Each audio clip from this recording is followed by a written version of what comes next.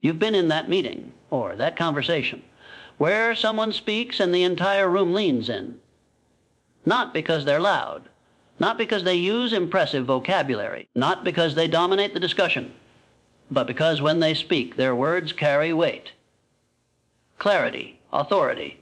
They sound smart, not in the rehearsed academic way that feels distant, but in the natural, confident way that commands respect.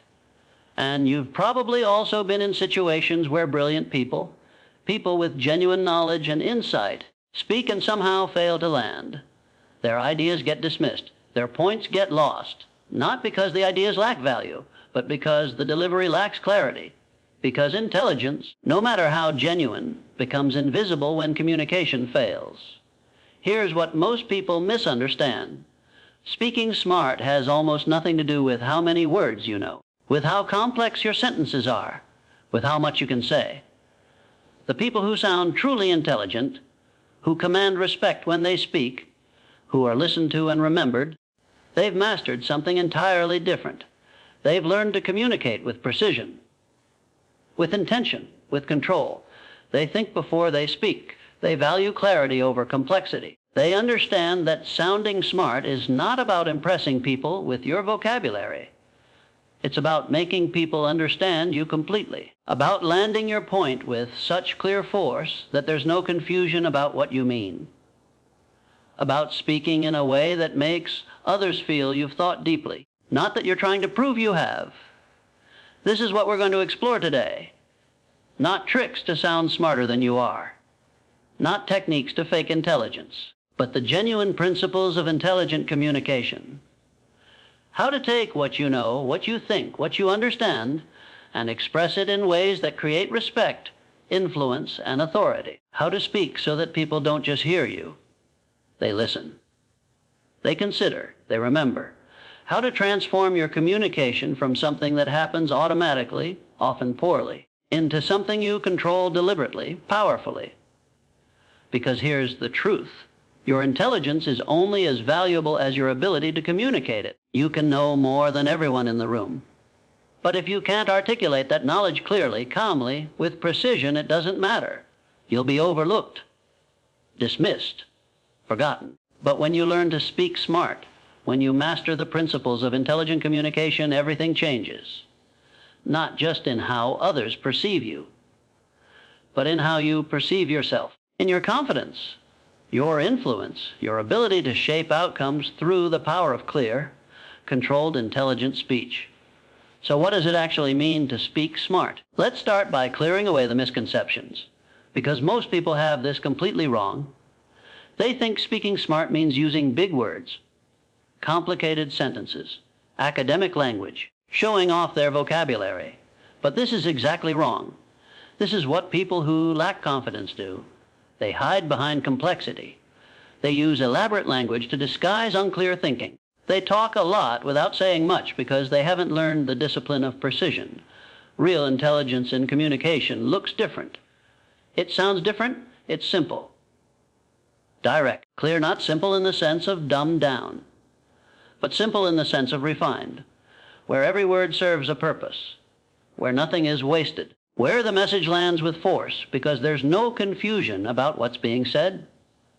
This simplicity, this clarity, this is what creates the impression of intelligence. Not because you're using small words, but because you've done the hard work of thinking clearly enough to speak clearly. Most people struggle with this because they confuse thinking and speaking.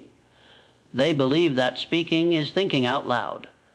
So they start talking before they know what they want to say. They ramble. They circle. They contradict themselves. They use filler words and hedging language because they're figuring out their point while speaking. And this destroys the impression of intelligence. Because unclear speech signals unclear thinking. And unclear thinking signals lack of confidence, lack of preparation, lack of competence. But people who speak smart separate these processes. They think first. They clarify their point internally before expressing it externally. This doesn't mean they rehearse every word. It means they know what they're trying to communicate before they begin communicating it. They have a clear point, a clear structure, a clear purpose. And this clarity in thought creates clarity in speech, which creates the impression of intelligence, of authority, of someone worth listening to. This matters more than most people realize, because communication shapes everything. How you're perceived, how much influence you have, which opportunities come to you, who wants to work with you, who trusts you, who respects you.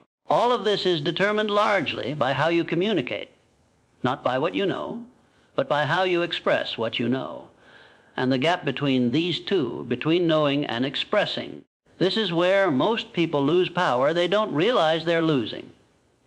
Let me show you what this looks like in practice.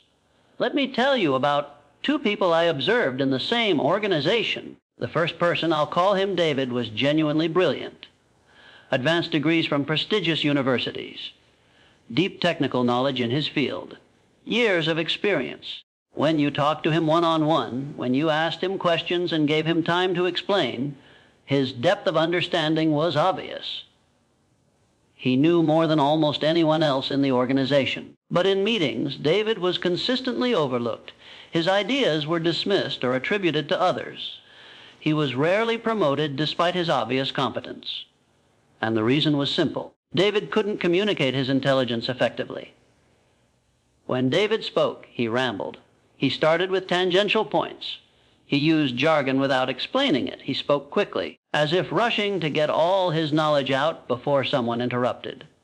He jumped from idea to idea without clear transitions. And when someone questioned him, he got defensive. His voice would rise, he'd talk faster, he'd use even more complex language, and the effect was the opposite of what he intended. Instead of sounding more intelligent, he sounded flustered, difficult to follow. People would tune out. They'd interrupt. They'd move on to other topics. The tragedy was that David had valuable things to say, important insights, solutions to real problems. But his inability to communicate those insights clearly meant they rarely landed. People didn't dismiss him because he wasn't smart. They dismissed him because they couldn't easily understand what he was saying. And in organizational settings, in any setting really, if people have to work too hard to understand you, they simply won't. They'll move on to someone who makes their point clearly and move forward. Now contrast David with another person in the same organization. I'll call her Elena. Elena didn't have David's credentials. Her degrees were from good but not elite schools. Her technical knowledge was solid but not exceptional. She was competent, but not brilliant in the way David was brilliant. Yet Elena was consistently promoted. Her ideas were implemented. She was invited into important conversations. People sought her input. And in meetings, when Elena spoke, people listened. Why? Because Elena had mastered something David hadn't. She knew how to speak smart. When Elena contributed to a discussion, she did so strategically. She didn't speak just to speak. She waited until she had something clear to say. And when she spoke, her communication was precise. She'd begin with a clear statement of her point, one sentence that captured her main idea. Then she'd support it with 2 or 3 specific reasons or examples. Then she'd conclude by connecting her point back to the broader discussion or decision at hand. Her sentences were complete but not long. Her language was clear but not simplistic. Her tone was calm but confident. She never sounded like she was trying to impress. She sounded like she had thought carefully and was sharing her conclusion. And when challenged, Elena didn't get defensive. She'd acknowledge the challenge, then calmly restate her position or provide additional context. If she realized her point wasn't clear, she'd rephrase it. If she didn't know something, she'd say so directly. This honesty, this clarity, this calm confidence, it created tremendous respect. People trusted Elena's judgment, not because she was always right, but because she communicated in a way that made her thinking transparent. You understood exactly what she thought and why, and that clarity created the impression of intelligence and competence.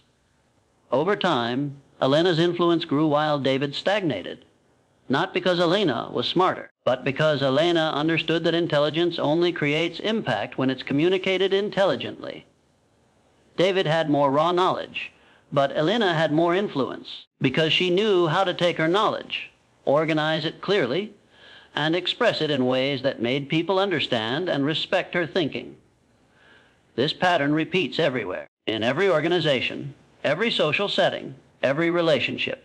The people who speak smart, who communicate with clarity and control, they rise, they influence, they're remembered, while brilliant people who can't communicate effectively remain invisible. Their intelligence goes unrecognized, their potential unrealized, not because they lack capability, but because they never learn the principles of intelligent communication. So what are these principles? What specifically makes someone sound smart when they speak? Let me break this down into core insights you can understand and apply. First, clarity always defeats complexity, always. This is counterintuitive. Most people think that sounding smart means using complex language, long sentences, sophisticated vocabulary. But the opposite is true. The smartest people in any field can explain complex ideas simply. They can take what's complicated and make it clear. This is actually harder than making simple things sound complicated. It requires deep understanding, complete clarity of thought, the discipline to refine your message until it's as simple as possible while remaining accurate. Think about this. When you encounter someone who speaks in overly complex ways, using jargon and convoluted sentences, what do you actually think? You might be initially impressed. But if this continues, if you consistently can't follow what they're saying, you start to doubt. Maybe they don't actually understand what they're talking about. Maybe they're hiding behind complexity, because truly intelligent people make you understand. They bridge the gap between their knowledge and your understanding. They don't create unnecessary barriers with language. This means when you speak, your goal should never be to sound impressive.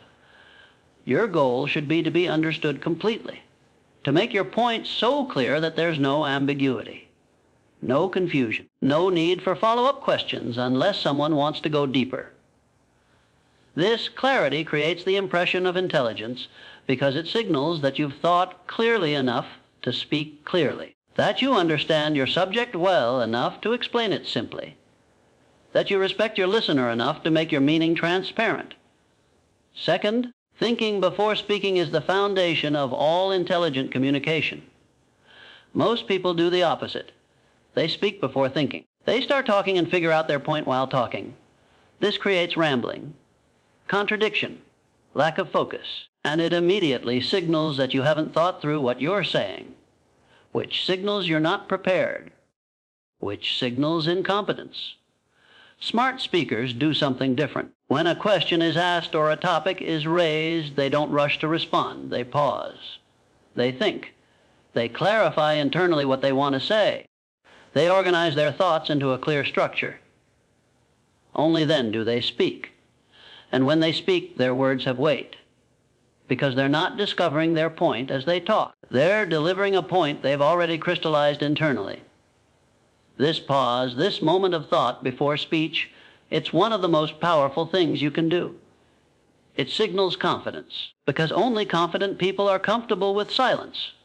Insecure people rush to fill silence with words, any words. But confident people understand that brief silence before speaking makes their words more powerful when they arrive.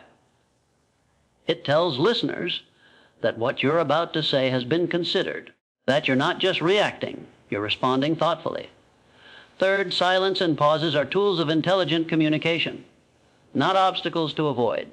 Most people fear silence, with filler sounds, with rambling. But smart speakers use silence deliberately. They pause between points to let ideas land. They pause when asked difficult questions to gather their thoughts. They pause for emphasis before or after important statements. These pauses create space, space for listeners to absorb, space for you to maintain control, space that makes your words feel more significant. Think about the most compelling speakers you've encountered. They don't speak in constant streams. They pause. They let their words breathe. They give listeners time to process. This pacing, this use of silence, it creates rhythm. It makes speech feel intentional rather than rushed, controlled rather than anxious. And this control signals intelligence, confidence, Authority when you eliminate filler words, when you embrace brief pauses instead of filling silence with an ahs, and you knows your communication instantly sounds more intelligent, because you sound like someone in control of their speech, someone who thinks before speaking, someone who values precision over speed. Fourth, emotional control while speaking is essential. Emotion and intelligence are not opposites. But when emotion controls your speech, when it makes you speak faster, louder, less clearly, it undermines the impression of intelligence. People who speak smart maintain emotional control even when discussing things they care about deeply. Their tone might convey conviction, but it remains steady. Their volume might increase slightly for emphasis, but it doesn't spike.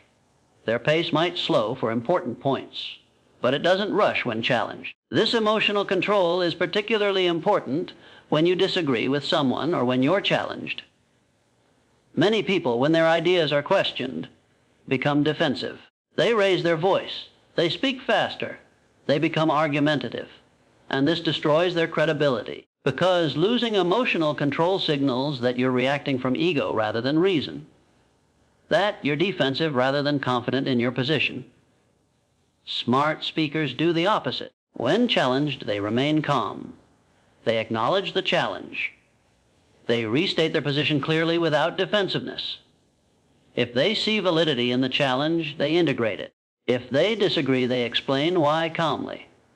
This emotional steadiness creates the impression that you're thinking clearly, that you're confident enough in your ideas that challenges don't threaten you, that you're focused on finding truth rather than winning arguments.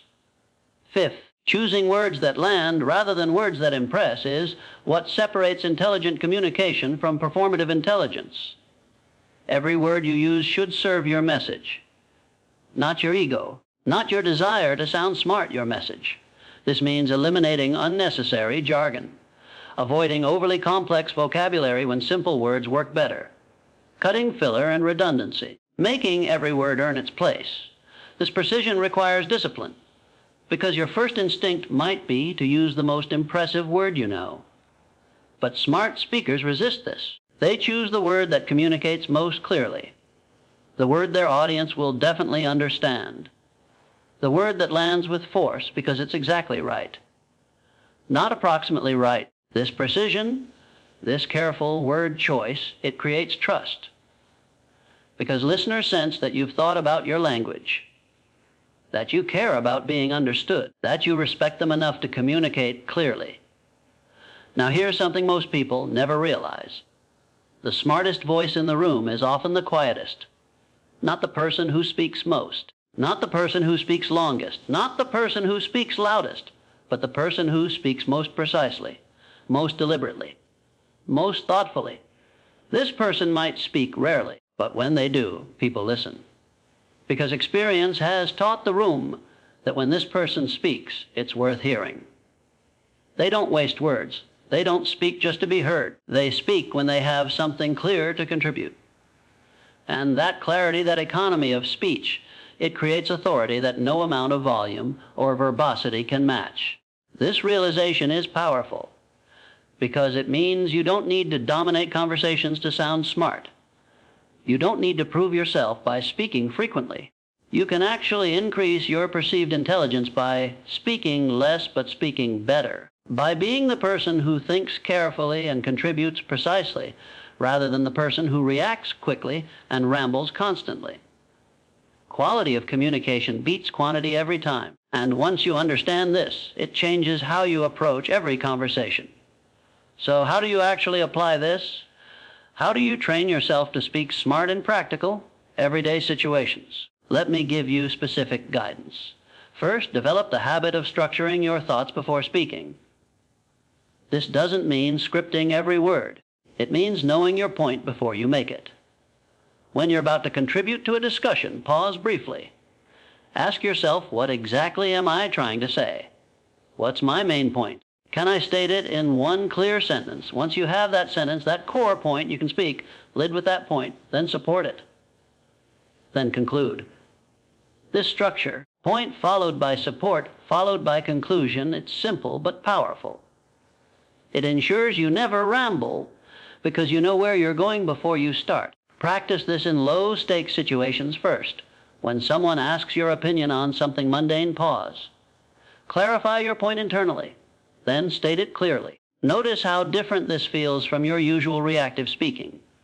Notice how much more controlled and clear your communication becomes. Then gradually apply this to higher stakes situations. Meetings, presentations, important conversations. The habit of thinking before speaking becomes automatic with practice. And once it's automatic, you'll never sound unclear or rambling again. Second, learn to slow your speech deliberately. Most people speak too quickly, especially when nervous or excited. Fast speech makes you seem anxious, unclear, like you're afraid of being interrupted. Slow speech, conversational pace, it signals confidence. It signals you're not worried about being interrupted because you trust that what you're saying is worth hearing. It also makes you easier to understand. Gives listeners time to absorb your points. Creates space for those powerful pauses we discussed. Practice this by recording yourself.